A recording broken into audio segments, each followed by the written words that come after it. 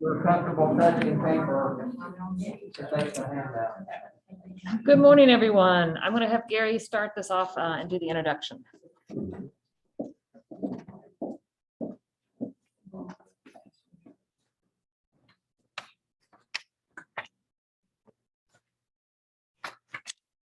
Our speaker this morning is the Reverend Dr. Clint McCann. Dr. McCann has a Doctor of Ministry and a Master of Theology degree from Union Theological Seminary in Virginia. He also has a PhD from Duke University. He's ordained in the Presbyterian Church, USA. He's a professor of biblical interpretation at Eden Theological Seminary in Webster Groves. He's the author of several books and essays on the Psalms and other biblical materials. He is co-chair of the International Board of the IPM, that is International Partners in Mission. He is an associate member of the Iona community, which is committed to the pursuit of justice, peace, and the integrity of creation.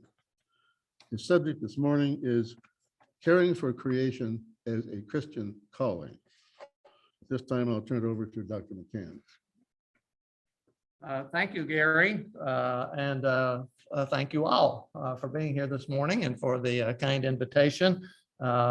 It's been a while. I've been here a number of times in the past, but it's been a while. COVID has, intervened in all kinds of ways. But it's good to be back with you. Let me welcome you and thank you on behalf of Eden Seminary for broadening our audience in terms of theological education, and to bring you greetings from Eden. Eden is United Church of Christ, not Episcopal, but we always have students who are Episcopalians, and they have been traditionally some of our very best students, I'm happy to say. And we've had a very good working relationship with the diocese and Anglicanism and all sorts of things. So I'm happy to be here this morning. As Gary said, the topic I've given is caring for creation as a Christian calling. If you got the little handout over there, that's for today. And next week is on hunger. Gary suggested these two topics, and they're fine. This is the two things I would choose to talk about.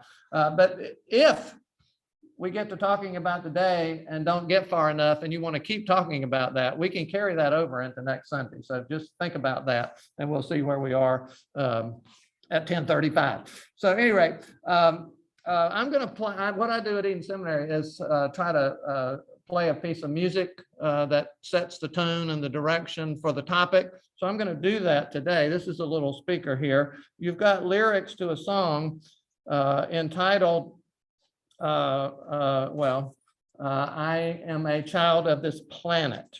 And that's one of the things that I want us to contemplate. That we are indeed children of this planet. Biblically, that's how we are identified from the opening chapters of the book of Genesis, as we'll see. That will set the tone. This is from a CD called Tree of Life, which is obviously a biblical image, and is one of the other songs on the CD. All of the songs on the CD have something to do with creation and creation care, put together by a musician by the name of Marty Hagen and another Mark Anderson.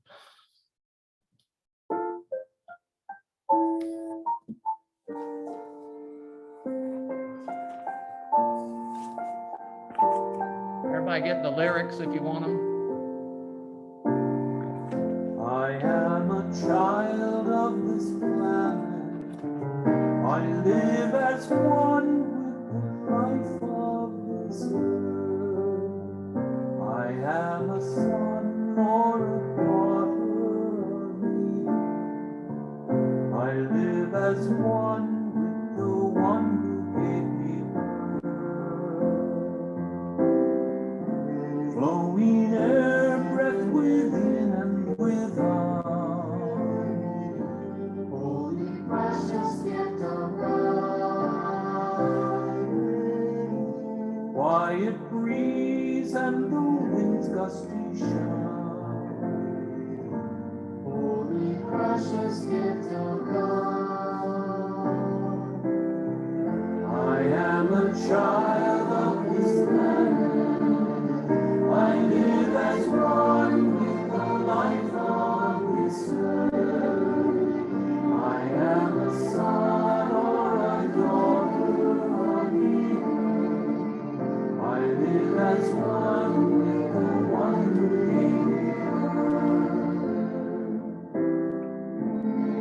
Living springs on the rivers that flow.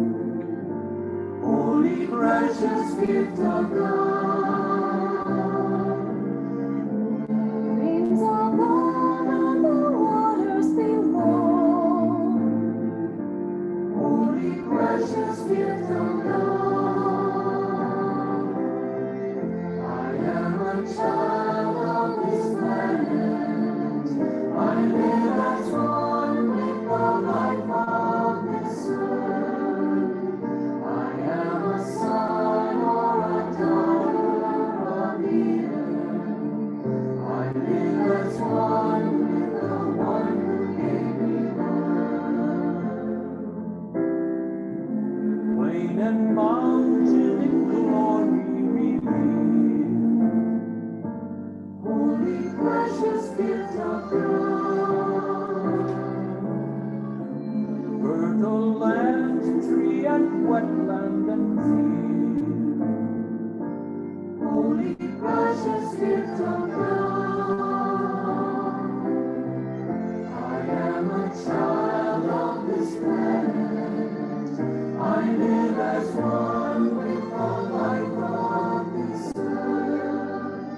I am a son or a daughter of Eden. I live as one with the one who gave me birth. All that swims, all that crawls, runs and flies. Holy precious gift of God. Every creature a sacred surprise. Holy precious gift of God. I am a child of this planet. I live as one with the life of this earth. I am a son or a daughter of Eden. I live as one with the one who gave me birth. May we treasure the life of this home as a precious gift of God. For our children and children to come. All a precious gift of God.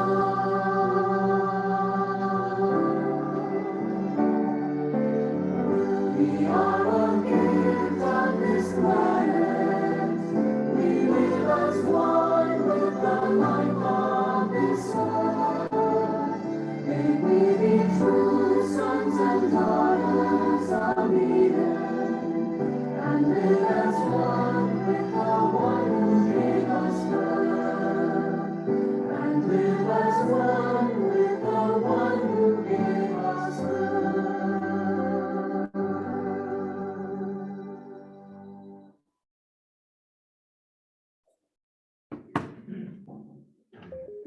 We'll come back to that in the conversation with some of the biblical material that I think we'll have time to get to today. What I should say at the beginning here, and I think you know this already, is the timeliness of this topic. In the little outline thing, I quote Bill McKibben, who's one of the foremost environmental thinkers and writers. And he functioned as a biblical scholar for one of his books. This is a book by Bill McKibben called The Comforting Whirlwind, God, Job, as in the biblical book of Job, and the Scale of Creation. And what he points out at one place in the book is what I quote there. Environmental devastation stands as a single great crisis of our time, surpassing and encompassing all others. He doesn't use the word intersectionality that's so important and popular these days, and rightfully so. But when he says that the environmental crisis surpasses and encompasses all others, in other words, it's related to lots of other things. Poverty. There's Latin American theologians, the Pope has recently pointed this out. The cry of the poor and the cry of the earth kind of go hand in hand. Oftentimes the victims of environmental devastation are the people who can least afford monetarily and otherwise to do anything about it. In other words, we as a kind of privileged country, or at least this part of the country, have resources. I'll say a little bit more about that. I know. So the timeliness of the topic, we're talking about what may be, and McKibben's opinion is, the single greatest crisis facing humankind at this point. The other thing to note in terms of timeliness is that as we gather here this morning in St. Louis County, lots of other folks are gathered in Glasgow, Scotland for COP26, the United Nations Conference on Global Warming. COP stands for the Conference of Parties. So that's all the parties to this agreements, and the Paris Accords and so on all figure in there.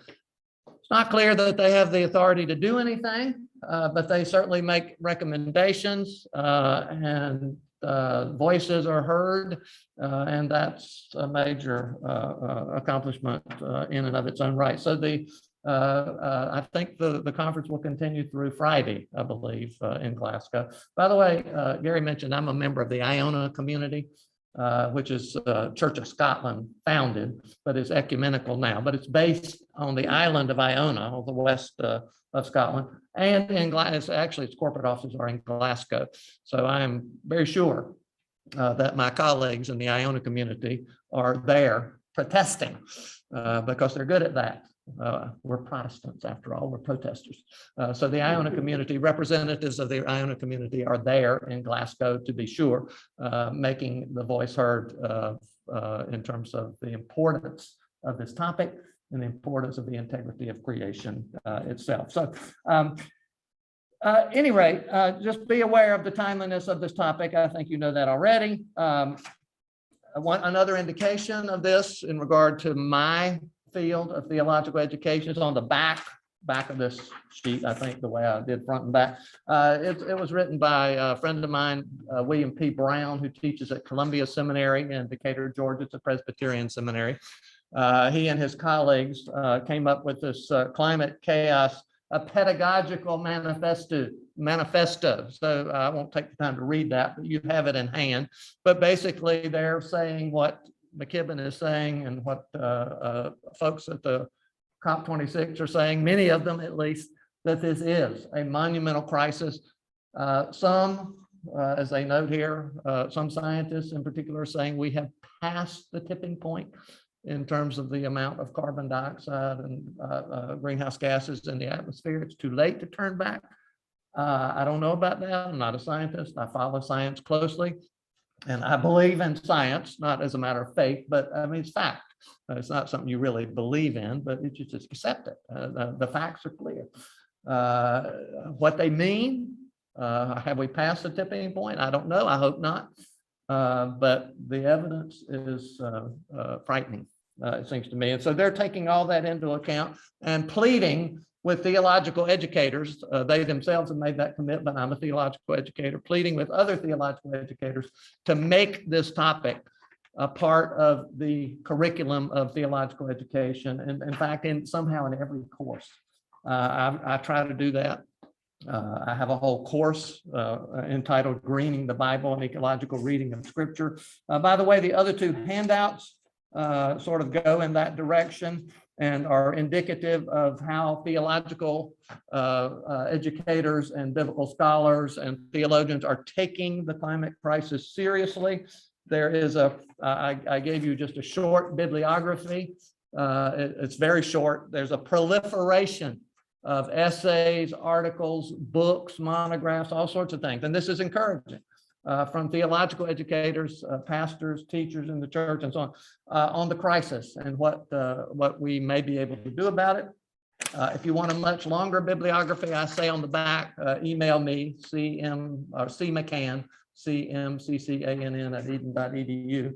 I put it there, and I can send you the syllabus or the bibliography or both for that course if you are interested. The other thing gets at the biblical basis. What I said we would do this morning, or begin to do at least, is talk a little bit about the scope of the crisis, remind ourselves of the dimensions of the crisis, and then begin to talk about how the resources of Bible and our traditions, our faith traditions may have something to say in the way of addressing it. So anyway, we'll get started. And like I say, we'll reassess at the end here about whether we want to carry this over into next time or not. I assume you have some familiarity with the dimensions of the crisis, right? However you get your news, Gary and I were talking about how the different ways we get our news online, newspapers, print sources, and so on. I do both. I do know how to navigate the internet now and Zoom and all that kind of stuff. That's a necessity these days. But we also take the morning paper. Anticipating that I would be here and that I'm going to teach my course on the Bible and ecology in the spring, I go through the newspaper every morning and I tear out the things that have to do with the crisis and the dimensions of the crisis. So I brought a whole stack here. We're not going to read these to you, but I'm going to go through just real quick the headlines. And if you want to insert things that are of particular concern or that you know about, that would be helpful too. I'm going to start with this one. They're in kind of chronological order from the most recent back several weeks or months. This is Virginia Beach. Okay, it's $568 million to help fend off rising seas. That's a particular concern to me because my oldest daughter, Jennifer, who is a chaplain at Westminster, Canterbury. Does that sound familiar? Westminster and Canterbury, that's Presbyterian and Episcopal. It's a big retirement community. Actually, the full title is Westminster, Canterbury on Chesapeake Bay. It's literally on the bay. They're two giant towers open onto a lovely lawn with croquet and all that kind of stuff. You walk across the lawn, you're literally on the sands of the Chesapeake Bay. She lives right down the street, a block and a half, which is very convenient, but she lives that close to the Chesapeake Bay. So it's Virginia Beach, it's the city. She's in the city limits of Virginia Beach. $568 million over the next several years to fend off the rising seas. They know, they've already experienced flooding. In fact, this past week, with every nor'easter floods portions of Virginia Beach, and it's getting worse all the time. You see, and Virginia Beach is not an isolated case. Now, fortunately, Virginia Beach has the resources to tax their folks, to raise $568 million. But folks, let's say in the Pacific, the Marshall Islands or places like that, they don't have that kind of money, nor resources. So they are at COP26, among others, pleading for the world to do something about the rising seas. You see, so anyway, real quick, G20 endorses global court. Well, no, that's UNESCO, United Nations Educational, Scientific, and so on Foundation. Some forests actually produce carbon dioxide. We think about trees as absorbing it, but human activity in some of our major forests are such, logging and tourism and so on, that forests are actually producing carbon dioxide rather than cutting it down. There's all kinds of new stuff about Biden's climate thing. Here's greenhouse gas levels soar in 2020. They're soaring for ages. This was particularly interesting to me. Big Ag pays farmers to keep carbon in the soil. That may be our best hope. Actually, it's a movie. We don't have time to show movies here, but look for it. It's called kisstheground.com, about a new way. Oh, it's not a new way. It's a traditional way to do agriculture. You don't just plow a field and leave it sitting there all winter with nothing covering it, open ground. You see, that's horrible. If you cover cropped and did other appropriate sort of agricultural measures, the absorption, it wouldn't just, it wouldn't just cut down on new carbon emissions, which we're trying to do with better cars and electric cars and all this kind of stuff. We need to do that, but that will only go so far.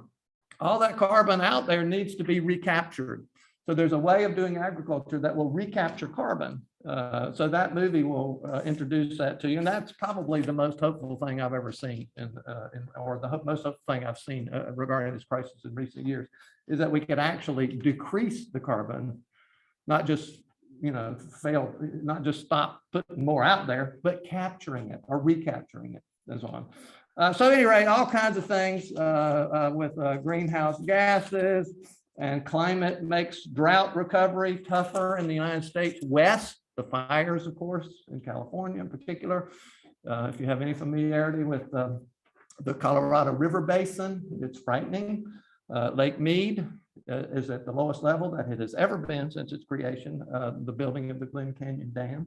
I read a thing online this week that they are rethinking that bad choice to build the Glen Canyon Dam in the first place and restore the flow of the Colorado River, at least until it gets to Lake Mead, which is near Las Vegas. You see, so, but the Colorado River, Lake Powell and Lake Mead are at their lowest in history. And mandatory water restrictions will go into place in the Southwest beginning in January. Never had to do that before. I mean, think about that. That's agriculture, that's drinking water, all sorts of things that this crisis will have an impact on. So water, children will suffer. This is a editorial in the Post-Dispatch. Children will suffer without changes. Kids today face climate disasters unimagined by their elders. This is what we were talking about Greta Thunberg. She's been, as a young person, she's 18-year-olds now. She said she is trying, I'm sure at COP26, making the voice of the younger generation heard. I'm particularly concerned about, I'm concerned about all of us, but I'm particularly concerned about my children and grandchildren. Jenny, my daughter, has a 4-year-old who likes to play in the Chesapeake Bay. What's it going to be like, you see, in 50, 100 years? So anyway, well, we won't go into all of this, but if you want to look at these, I'll put them out here. But the crisis is with us. It's not just something that's in the future. It is here. And we have got to do, this is one more thing. This is a National Geographic that came out this Earth Day. If you open it from this side, it's How We Lost the Planet, a pessimist guide to life on Earth in 2070. It's about 50 years out. If you don't want to be that pessimistic, and I kind of go back and forth on this, I try not to be overly pessimistic, but it's hard to be optimistic. And I never say that I'm optimistic. I say that I'm hopeful. By the way, the Climate Chaos Manifesto made a real important distinction between hope and optimism. As I see it, there's nothing to be optimistic about in terms of the current crisis. There is room for hope because we can do better. The question is, will we? So if you don't want to be that pessimistic, you turn over the magazine and read from this side. And this is How We Saved the World, an optimist guide to life on Earth in 2070. There are things we can do. And there are things being done, actually, but it's a huge challenge. This is Time Magazine, Climate is Everything. From April, that was Earth Day. I mean, even things like Parade Magazine are getting in on it. That's pretty popularized stuff that comes with the Sunday paper. How to help before it's too late. That's the challenge. How to help before it's too late. And of course, as I said, some scientists are saying it's already too late. But I'm not going with that. So at any rate, the dimensions of the crisis are clear. And the question is, one of the questions is, what does the Bible, I'm a biblical scholar, what might the Bible offer us in the way of resources to confront the crisis and maybe do something about it? Don't be misled here. There's nothing easy about facing this crisis. Nothing that we can do that's going to be easy. It seems to me. There was a book several years ago by Thomas Friedman, the New York Times foreign affairs correspondent, called Hot, Flat, and Crowded, again, about the crisis. And that's one of the points that he made. So don't be misled. I mean, do little things, recycle, recycle, do solar if you can, all these, drive a better car. Yeah, all of that. He said, but it's going to take major systemic changes to turn things around. Yeah, hand over here. My concern is they're telling us what's going on and what's going wrong. And we can do this, we can save this. But the only thing that I've heard as far as saving is stop throwing away so much plastic. That's certainly a big issue. Yeah. And that's not going to solve the problem. So we don't have the solutions presented the way we have the problems presented. Right. Well, it's because they're difficult and people probably don't want to hear them. I mean, when I was, I'm 70 now, plastics, when did plastics come along? Yeah, they've been around longer than but they really took off about 40 years ago. So that now everything is plastic. Plastic bags, plastic bottles. When I went to the store as a kid and drank soda, Coke, now I drink Dr. Pepper, but it's in a plastic bottle. It couldn't get plastic bottles. They didn't have them. It was glass. And you took it back to the store and got a deposit. We could make a law that says you cannot make plastic bottles anymore, and you cannot use plastic bags. California has recently done the outlawed plastic bags that you get at the grocery store. You see, we could do that, but there's major resistance to doing that because it's difficult, and somebody's making money by making plastic bottles and putting them there and just throwing them away. By and large, and plastic bags. Somebody's making money off that. So it's hard to get them to stop doing that, but we could do things like that. You see, we could mandate that car manufacturers have to have the gasoline standards of 50 to 60 to 80 miles a gallon, or we could go to all electric car. We could do that. And we're moving in that direction as a free market moves in that direction, but that's slow. It's really slow. So there are things that we can do, but they're difficult. But they also don't present them. They what? Present the problem to you. Yeah. But then they don't say, well, you could do this. Yeah. You could do Right. that. Yeah. So we don't hear about. Yeah. Well, that may be part of what the church can do. I'll get to we'll get to that either today or maybe next time. And the Episcopal Church, by the way, is doing something, doing good stuff.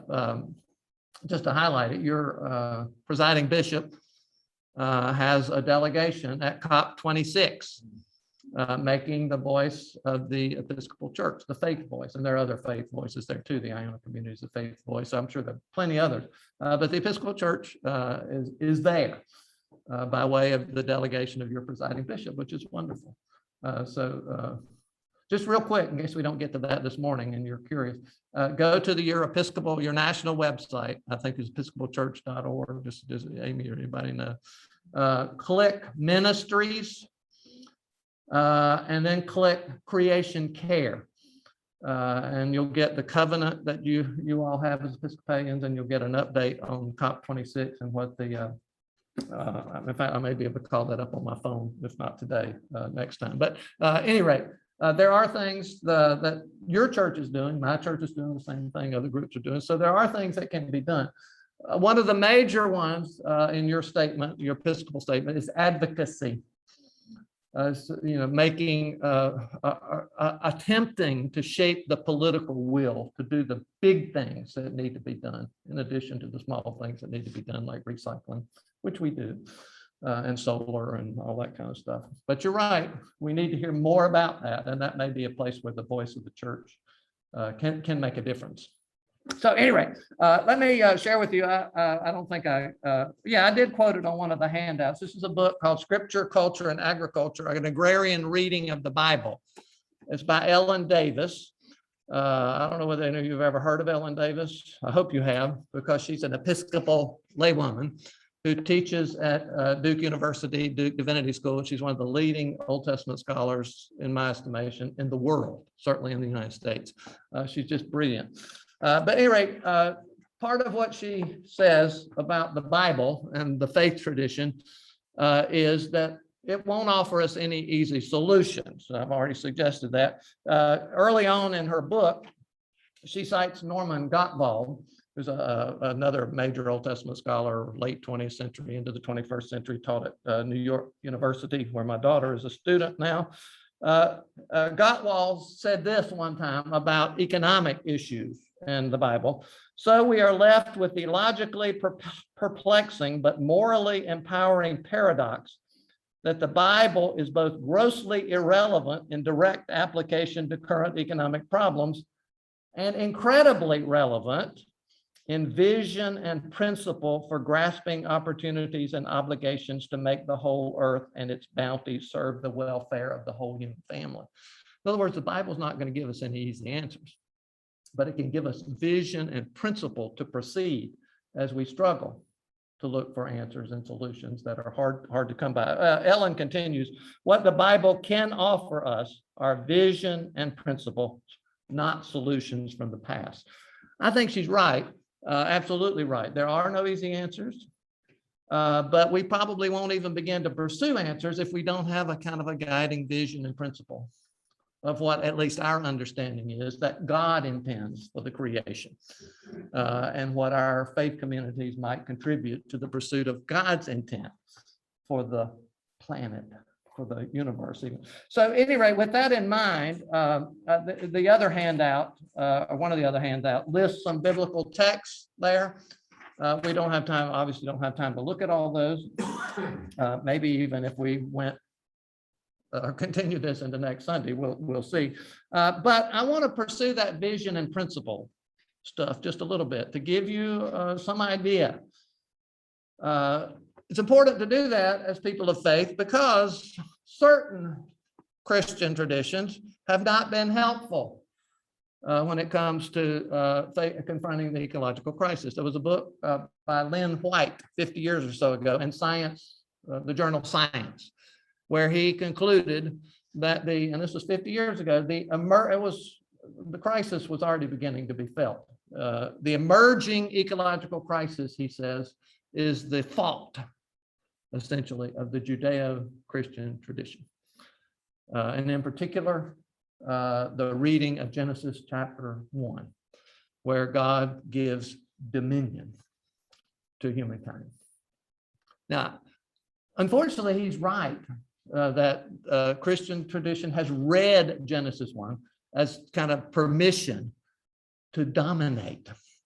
You see, I think that's a misreading of Genesis 1, terrible misreading of Genesis 1, but it has been read that way.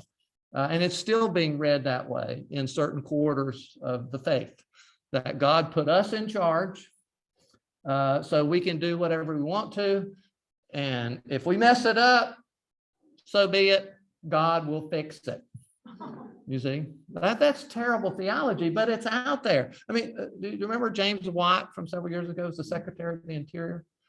Secretary of the Interior, who was entrusted with care of the land, the Bureau of Land Management, national parks, all these wonderful resources that we have. Wallace Stegner, the author, said one time, the best thing the United States has ever done was to create national parks. And the Department of Interior presides over that. Well, James Watt said, we don't really need to be all that careful about taking care of the earth and its resources. We can mine anywhere we want to and so on, because Jesus is coming back soon.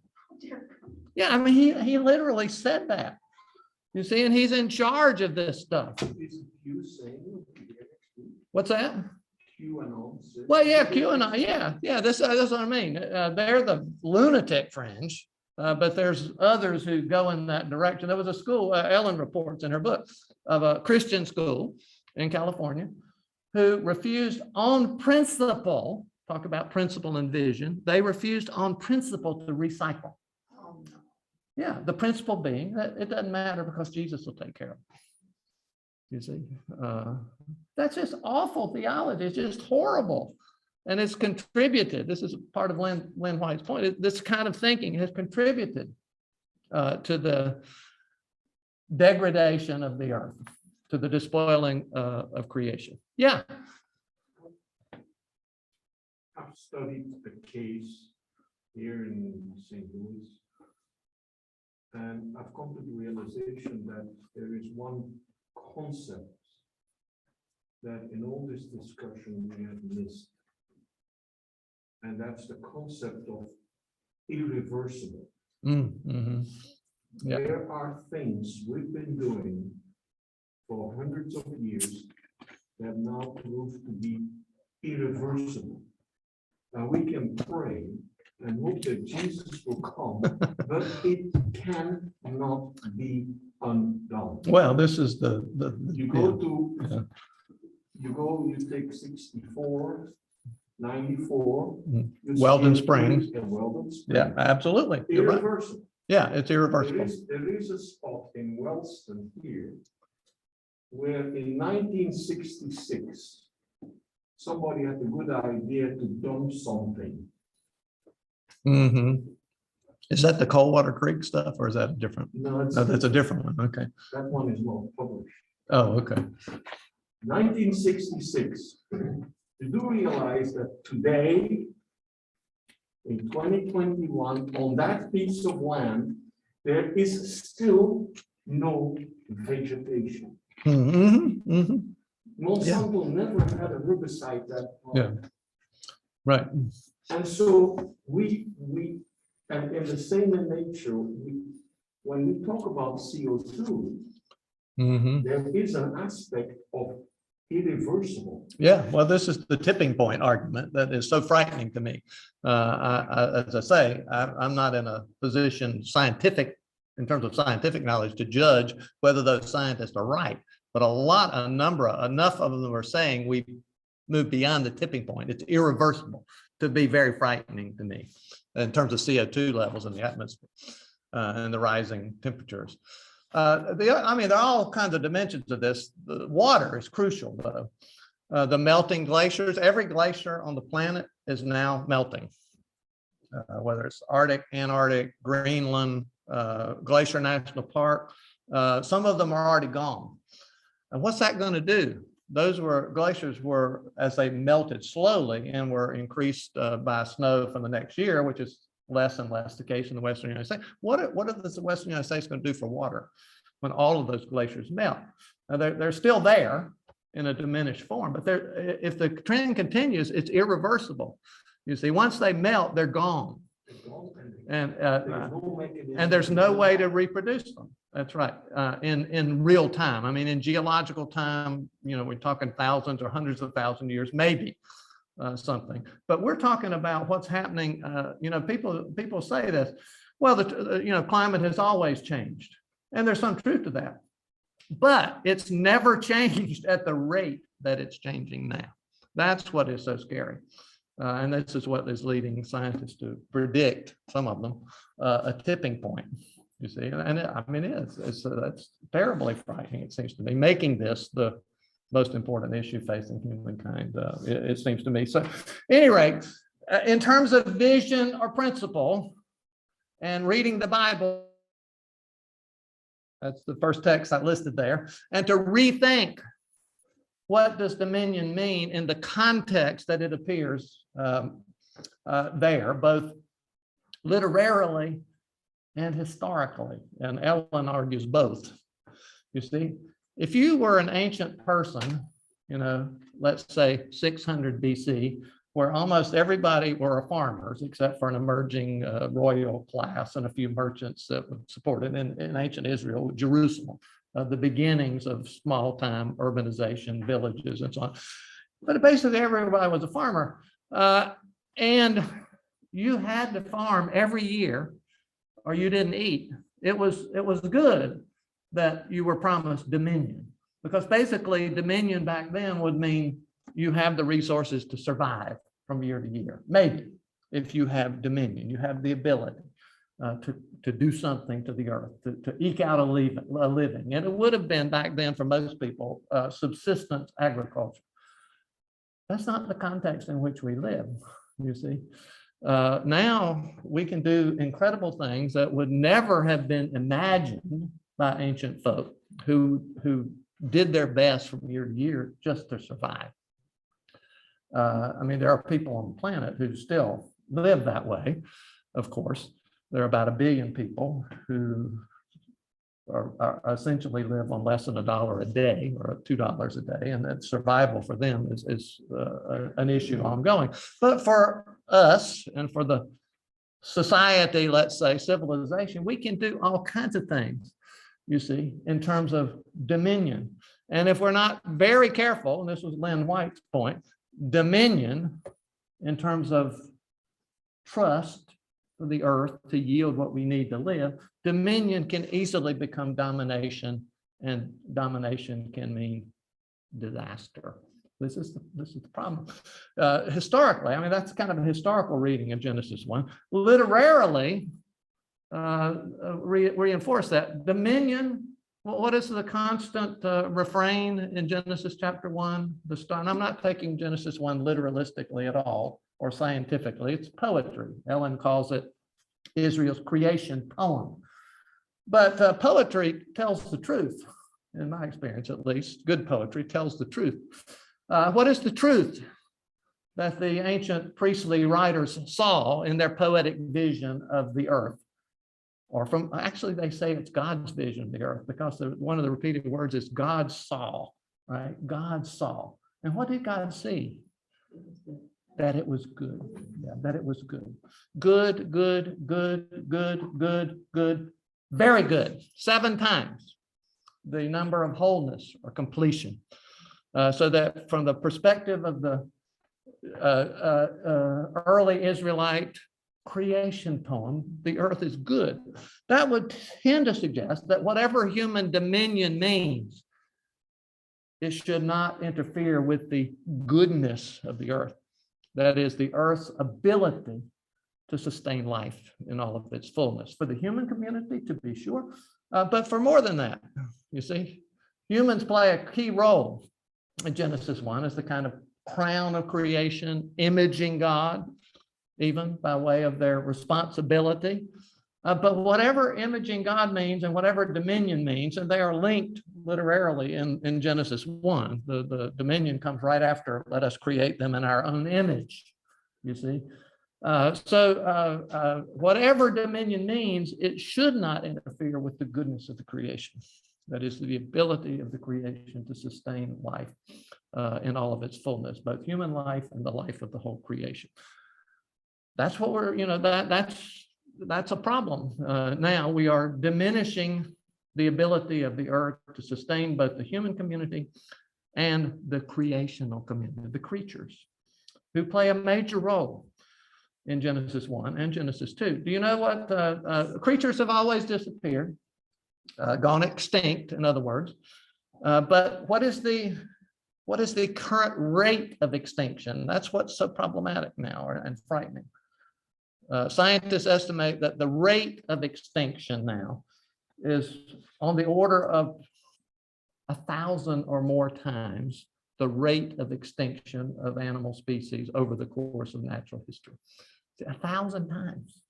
You read about it all the time. There was a thing a couple of weeks ago about the ivory-billed woodpecker, which they thought had been extinct for a long time, and it probably had, was now officially declared extinct. And that's just one of many.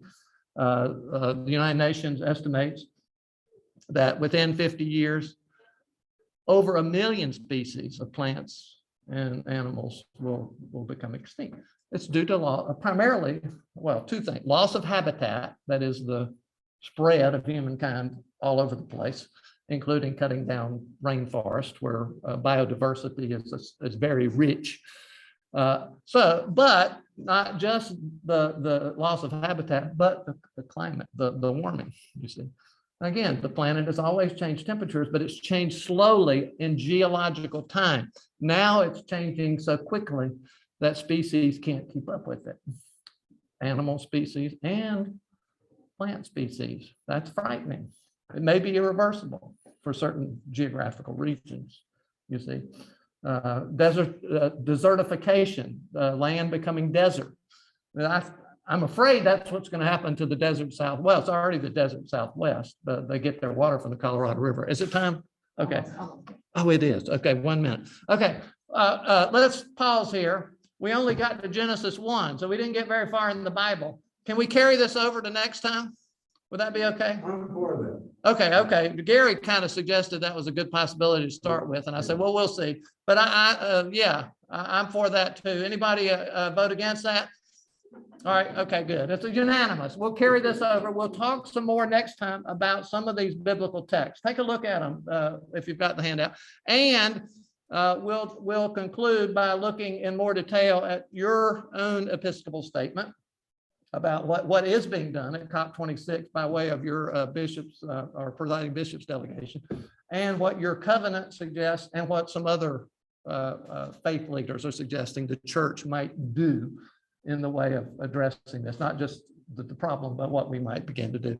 Friends, thank you so much for being here this morning and for having me here. And I look forward to being back with you next Sunday. Thank you so much. Yeah, thanks. Mhm. Yeah, thank you.